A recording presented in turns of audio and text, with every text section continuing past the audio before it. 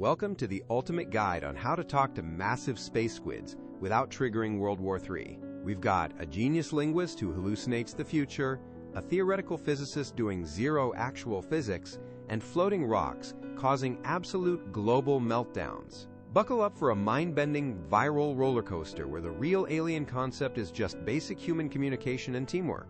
We open on a tranquil lake house. Louise drops some heavy, pretentious foreshadowing about memory not working chronologically.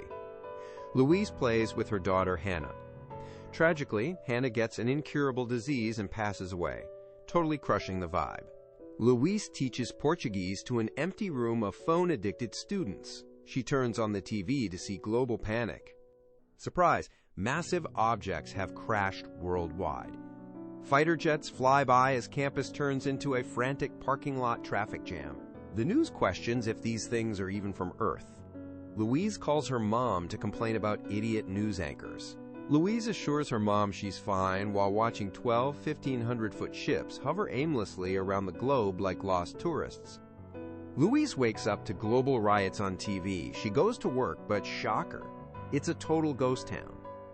The government panics, and military brass shows up at her office. Colonel Weber demands her top-secret translation skills. Weber plays an audio clip of literal alien noises. Louise sarcastically asks if they even have mouths. Louise tells Weber translating audio is impossible without face-to-face interaction. She totally flexes her linguistic superiority to get the job. Global markets crash while Louise sleeps. Weber returns, clearly desperate, and whisks her away in a loud helicopter. She meets Ian Donnelly, a theoretical physicist who drops cheesy lines about science and language being civilization's foundation. They arrive at a massive military camp. Towering above is a giant, floating black shell defying all physics. The military confiscates their phones. Dr. Kettler interrogates them about stress while hauling off a traumatized guy. After getting a heavy dose of immunizations, Ian and Louise enter the chaotic, monitor-filled nerve center of the base. Agent Halpern complains about the aliens' atmosphere. The team has absolutely zero clue what the space visitors are saying. Louise gears up in a bulky orange hazmat suit. She nervously stares at the ominous, floating, monolithic shell. They take a truck to the ship. Louise panics as they park directly under the terrifying, gravity-defying space pebble. A scissor lift carries the terrified nerds into the ship's bottom.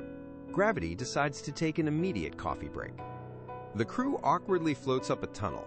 Ian faceplants spectacularly, proving scientists are definitely not action heroes.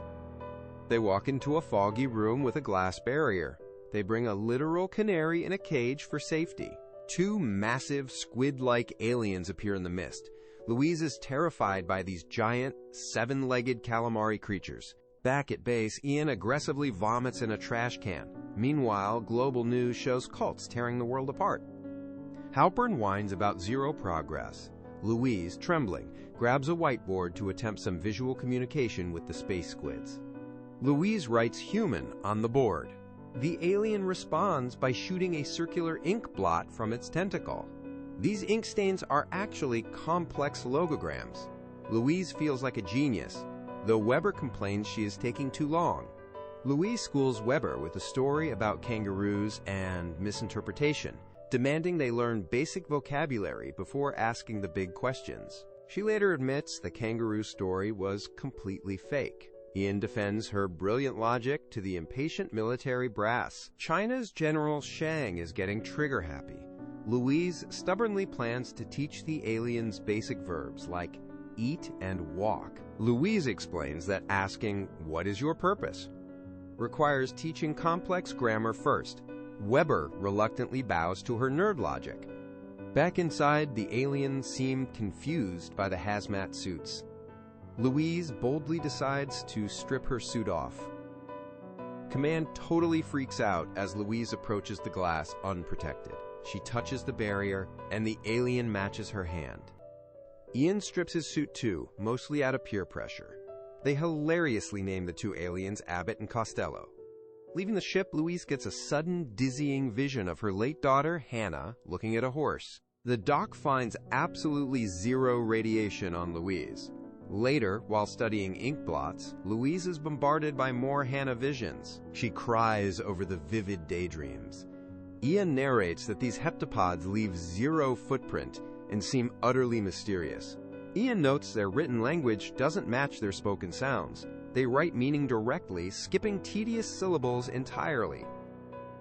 Their writing is totally nonlinear, created in seconds without backward or forward direction. It genuinely bends the mind. Ian flirts awkwardly, praising Louise's mathematical approach to language. He awkwardly admits he's glad he got stuck with her. The media stirs up absolute, total hysteria. Pundits scream about invasions and demand the government shoot first. Louise's weird visions intensify, seeing Hannah drawing a cute picture of her parents talking to animals. Ian interrupts her emotional flashback. Louise stumbles outside, practically drowning in bittersweet memories of her dying child. Louise researches the Sapir-Whorf hypothesis, where learning a language rewires your brain. Ian asks if she's dreaming an alien. Weber rudely wakes Louise up. He plays a leaked audio feed of the Chinese military panicking over alien messages. China is using mahjong tiles to talk to the aliens. Louise points out that treating language like a game turns everything into a fight. Time to finally ask the big question. Louise types logograms on a tablet, asking Costello what they actually want. The translation reads, "Use weapon." The military immediately loses their minds, assuming it's an intergalactic threat. Halpern thinks the aliens want humans to destroy each other. Global panic ensues as nations stop sharing information. Global comms go totally dark. China's General Shang declares he no longer trusts the squid guests. A rogue soldier sneaks a literal C4 bomb into the alien ship. Unaware, Louise and Ian foolishly rush back inside. With a ticking bomb nearby, Louise begs the aliens to clarify, "Weapon." The alien responds with a massive, complex message. Louise puts both hands on the glass. She actually helps Abbott draw a massive ink circle, getting super intimate. Abbott blasts out thousands of symbols just as the bomb blows. The alien literally throws Ian and Louise to safety. Louise wakes up in medical, perfectly fine. The rogue soldiers messed up, but the aliens dropped a massive data dump. Instead of attacking, the ship simply moves higher out of reach. Halpern is ready to start World War III anyway. China officially declares war on the aliens. General Shang gives the ships 24 hours to bounce or burn. Louise and Ian analyze the complex alien data. She has another vision of Hannah discussing, quote, non-zero-sum games. Ian realizes the message is about time, and the data is exactly 1/12 of a whole. They need the other nations. Halpern refuses to share their piece of the puzzle.